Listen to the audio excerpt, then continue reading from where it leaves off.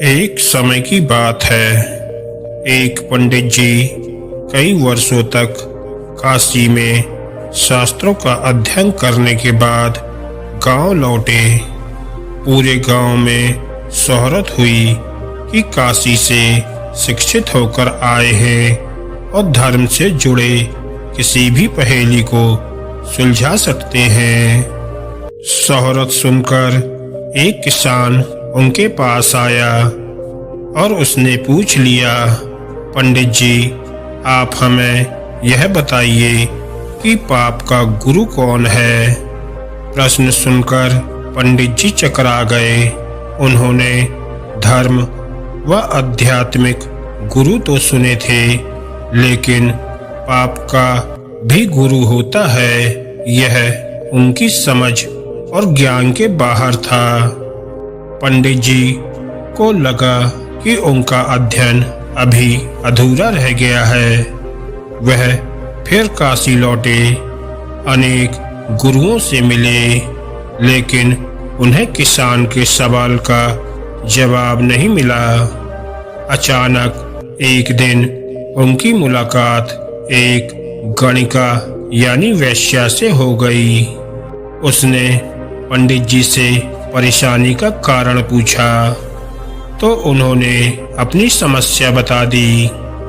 गणिका बोली, पंडित जी, इसका उत्तर तो है, बहुत सरल है, लेकिन उत्तर पाने के लिए आपको कुछ दिन मेरे पड़ोस में रहना होगा।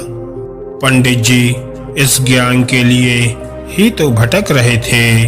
वह तुरंत तैयार हो गए। गणिका ने अपने पास ही उनके रहने की अलग से व्यवस्था कर दी।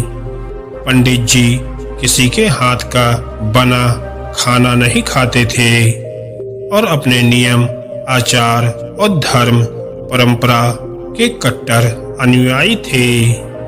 गणिका के घर में रहकर अपने हाथ से खाना बनाते खाते कुछ दिन तो बड़े आराम से बीते, लेकिन सवाल का जवाब अभी नहीं मिला। वह उत्तर की प्रतीक्षा कर रहे थे। एक दिन गणिका बोली, पंडित जी, आपको भोजन पकाने में बड़ी तकलीफ होती है। यहाँ देखने वाला तो और कोई नहीं है। आप कहें तो नहा धोकर मैं आपके लिए भोजन तैयार कर दिया करूं। पंडित जी को राजी करने के लिए उसने लालच दिया, यदि आप मुझे इस सेवा का मौका दें तो मैं दक्षिणा में 5 स्वर्ण मुद्राएं भी प्रतिदिन आपको दूंगी। स्वर्ण मुद्राएं का नाम सुनकर पंडित जी विचारने लगे।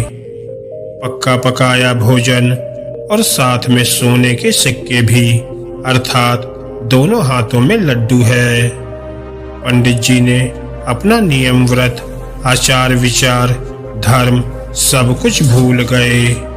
उन्होंने कहा, तुम्हारी जैसी इच्छा, बस विशेष ध्यान रखना कि मेरे कमरे में आते जाते तुम्हें कोई नहीं देखे। पहले ही दिन कई प्रकार के पकवान बनाकर उसने पंडित जी के सामने परोस दिया, पर ज्यों ही पंडित जी ने खाना चाहा, उसने सामने से परोसी हुई थाली खींच ली। इस पर पंडित जी क्रुद्ध हो गए और बोले, यह क्या मजाक है। गणिका ने कहा, यह मजाक नहीं है पंडित जी, यह तो आपके प्रश्न का उत्तर है। यहाँ आने से पहले आप भोजन तो दूर किसी के हाथ का पानी भी नहीं पीते थे, मगर स्वर्ण मुद्राओं के लोभ में आपने मेरे हाथ का बना खाना भी स्वीकार कर लिया। यह लोभ ही पाप का गुरु है। धन्यवाद दोस्तों।